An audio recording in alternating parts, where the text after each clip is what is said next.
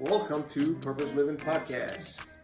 My name is Panji, and this is my wonderful wife, Jen. So we are glad and excited to start our podcast this time, helping people out and helping people find that meaning and purpose in life. What do you want to add on to that? Yes, this is a passion of ours because we are big on living intentionally and really taking action towards living a purposeful life, really allowing God to lead us. And we won't talk about anything we're not willing to actually apply ourselves, because I think that's important. And so we're going to talk about personal experience, also what we're learning and growing in. But the point is to really be a blessing and to be able to, help us to think and really be intentional with how we live our life. So what is our topic for today? All right, so we are going to be talking about busyness and how it can be a huge distraction for really living intentionally and a life on purpose. And so what is busyness? It's a state or condition of having a lot to do. So you're constantly running from point A to point B, just in constant spin cycle of trying to get it all done. You can feel overwhelmed. You can feel like there's not a minute in the day. You feel like you don't have time to take care of yourself physically, emotionally, spiritually, any of the things, and you're just kind of stuck in this rat race. And so what does busyness mean to you? Business, it can be defined in many different ways. A lot of people, I forgot what the saying is, but don't confuse business with productivity. Basically, some people think that just because they're doing something every single moment of their lives, that means that they're doing something that is applying to their lives, which is not true, right? But then if you think about being productive, you're doing something that is adding value to your life, is helping you grow. So business can be just because you're busy doesn't mean that you're doing something that is helping you grow or is adding value to yourself or other people, right? So I always think about it that when I'm doing something, right, when I'm busy doing something, it is either effective, efficient, or productive to whatever I'm trying to achieve or to my growth as a person. So that's kind of like how I always try to look at the topic of business, and making sure that I'm not just doing things just to do things, but I'm doing things to add value, not just for myself, but also to people around myself as well. Does that make sense? Yeah, absolutely. And I think it's so important because I think we've all been there where we're busy and we're doing a lot of things. Some of us might have trouble saying no. Some of us might, think, oh, this is a good thing, so I should be doing it, rather than being intentional and letting our yes be our best yes and our no's be no. So I want to talk about that a little bit, letting your yes be yes, your no be no, and then asking ourselves, is this my best yes? So have you ever been in a state where you're like, okay, somebody asks you to do something, it's a good thing, and you say yes, even though you know you can't. It's like another thing that's added to your plate. And so let's kind of talk about that a little bit. How do you discover what your best yeses are your best no's? I mean, you got to ask yourself a question of, okay, like, when I'm going to do something, like, and this is not selfish, and I think a lot of us tend to put it in the category of being selfish. But asking yourself the question of, okay, when I do this, how is this adding value to my life? Or actually ask yourself the question of, how is this adding value to the person that I'm saying yes to, right? So for me, when I think about when somebody asks me to do something, my first thought is, okay, how is this going to help me continue to help this person that I'm going to go help? Improving whatever they're trying to do, right? Instead of, okay, a lot of times, the question that people ask you, hey, can you come and help me with this? Instead of just like the saying, you give somebody a fish, you're just kind of creating, what is the word I'm looking for? You're kind of dependency. You're making them depend on you, right? And if you teach them how to fish, they can last forever, right? So that's the thought in my head that comes in my head when I think about yes or no. Okay, if I say yes, how is this going to help that person actually mature and grow? Because what I don't want it to happen is that next time, just because they know I said yes, they're going to come and ask me, and I'll go ahead and do it again for them. So making sure that you have that balance, right? So for me, that's the first thing that I think about. The second thing that I always think about is, when I say yes to something, I'm saying no to another thing, right? I'm saying no to something. So I have to be mindful of that, of, okay, if I'm saying yes to this, what is the priority? What is that thing that I'm taking the time away? Yeah. Right. Is that something that needs my time that I need to be focused on? And that's something that hopefully I'll hear your side and before we jump into what I want us to think about here for a little bit. But how is this a priority? And if this thing is a priority, then I should probably focus on this and allow this person to know, okay, you know what? I would love to come and help you and say yes to helping you, but at this moment, this is my first priority. What are your thoughts? Yeah, and I mean, for me, because I am a recovering people pleaser, for me, it is just having it be a whole body yes, like saying the right yeses. And I also look at it, is this a good thing or is this a God thing? Is this something that I'm called to do that I should be doing? Or is my saying yes to this actually preventing somebody else who is supposed to step into that, but I'm doing it because I felt an obligation, even though it wasn't my yes? So for example, serving in church is really important to me. And I thought, okay, I have 5 kids. I should probably serve in the youth kids section because I have a lot of kids and I should be doing that. But as I took time to actually pause and reflect and really let my yes be yes, I realized this isn't actually the season for me to say yes to working in the kids ministry. Does that mean that that's forever? Maybe next year I am, but in this season, my yes needs to look a little different. And so rather than in my past, I would just say yes instantly and just do it. Now I've learned how to pause and actually take time and pray about, is this my best yes right now? And if it is, then I'll have peace in my heart that yes, this is my best yes, I need to be doing this right now. But if it's not my best yes, then taking that time to pause and actually saying no gives that yes an opportunity for somebody else who maybe is supposed to fill into that role, them the opportunity. Or if I'm doing it out of obligation or feel like I have to, then I'm not going to give it my best either. And so really allowing our yeses to be yeses and our no's to be no's, and not just filling a bunch of stuff just to fill our days with constant busyness. Okay, so this is what I kind of thinking about it. Thinking for somebody, right? Because we are human and we will like to just find ways to manipulate anything that we can. And you talk about your best yes. Can you go a little deeper? What would be a difference? Let's say, for example, for myself, I'm like, you know what? This is a good yes. It might not be a best yes, but this is a good yes. How do I go by kind of processing through and making sure that, my best yes is the best yes that I'm using, not just going into the medium, right? Because we like to float in the gray area. And that's a really good question, because the problem is there's a ton of good yeses. I think most yeses is good things that we could be doing. Pausing. Waiting at least a day on big decisions to say yes, I think is number one, and actually taking some time to pray about it and to think about it. But then also realizing, when I say yes to this, what am I saying no to? So if I say yes to, let's just pretend it's whatever, to go back to the kids ministry, say I say yes to this, what am I going to be saying no to? Or it might be like coaching your kids soccer. That's a great yes. That's a great thing to do, but is that the right season for you? If you are have a lot on your plate, is that your best yes? Or is that somebody else's rule that they're supposed to follow? And then I'm actually supposed to take that time that I would be planning out the soccer, all this extra stuff, not just being there at the game, but planning out the practices and doing all the extra things.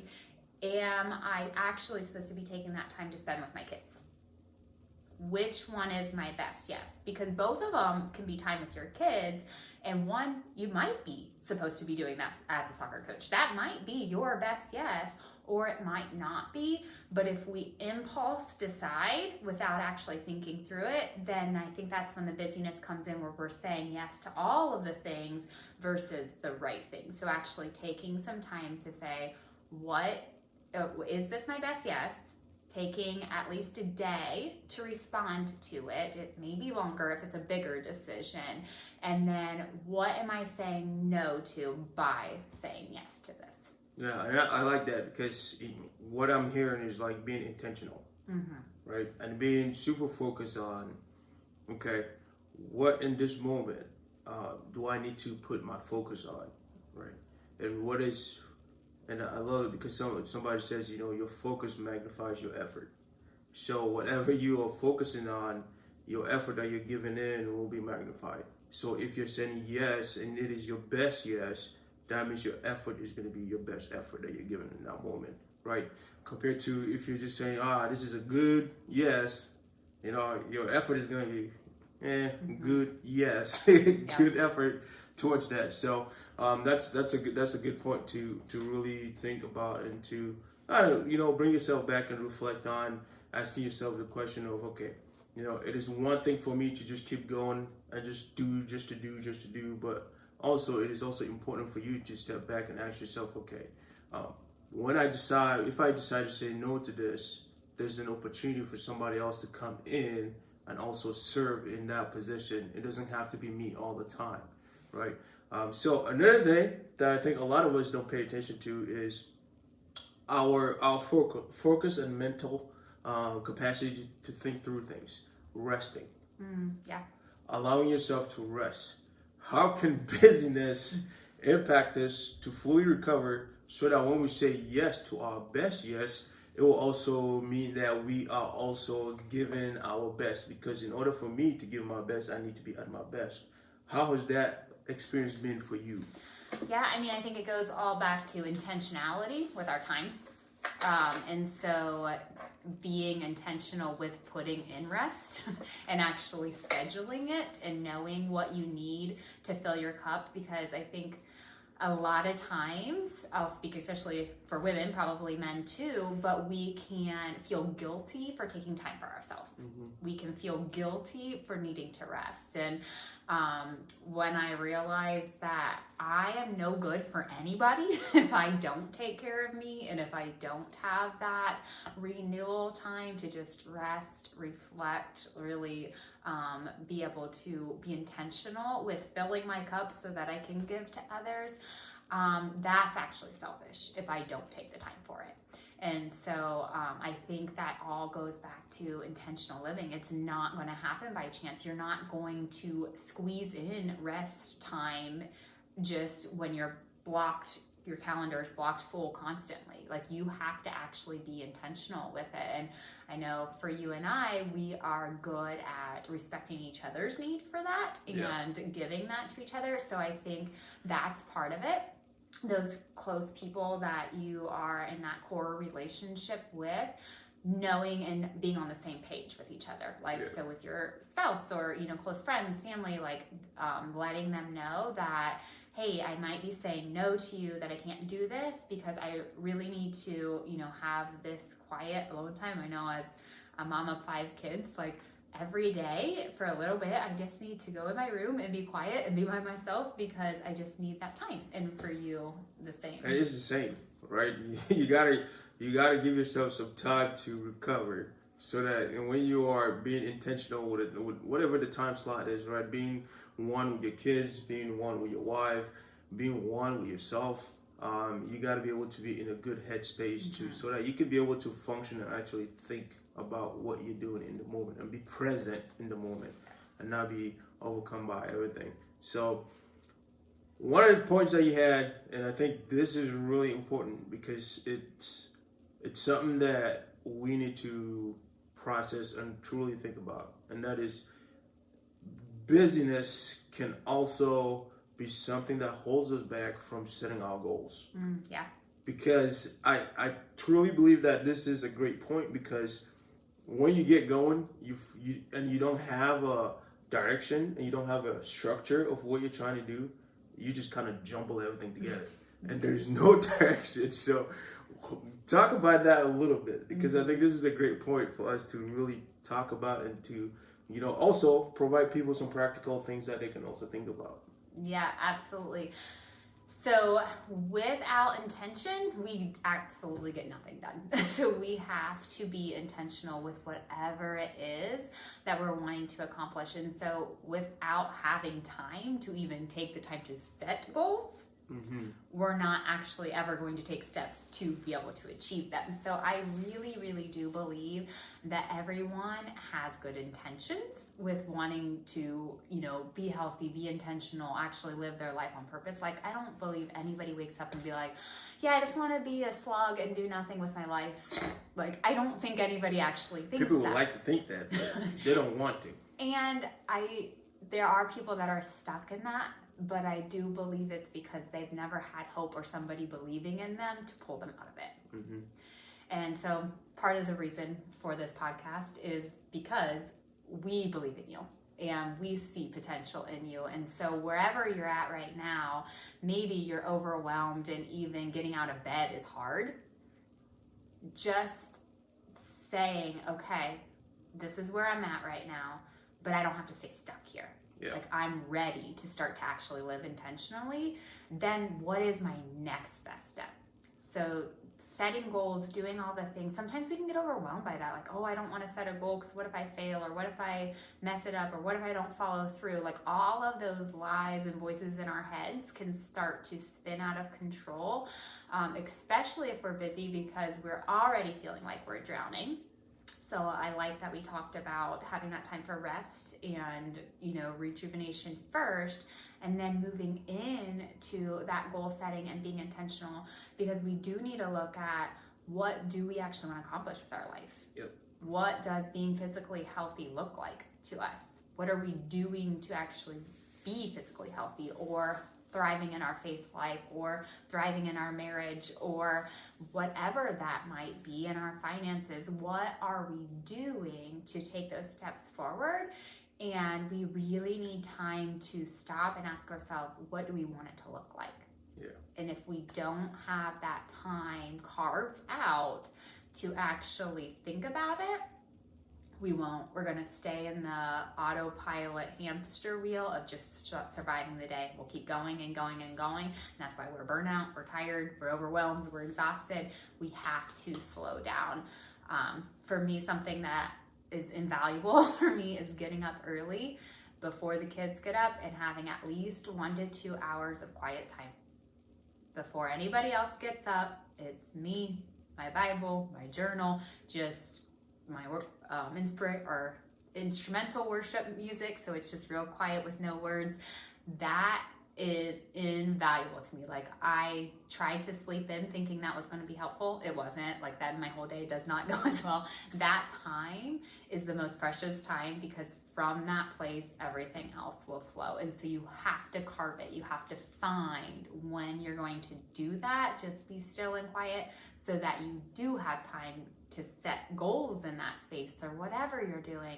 You need to have that time to actually be intentional, so then you can know what steps to take to actually follow through and live it out. Yeah. So, those are all great points for us to navigate and to think about in our lives too. And I love it because goals are, for me personally, I look at goals as checkpoints. To talk about your point that you pointed out, that a lot of people are afraid of setting goals because they're afraid of failure. I see goals as checkpoints. I don't see them as the end of it all. So for me, it's like when you're driving, right? You're trying to get to a destination. It doesn't matter how long it takes you. It doesn't matter what the distance is, as long as you get there.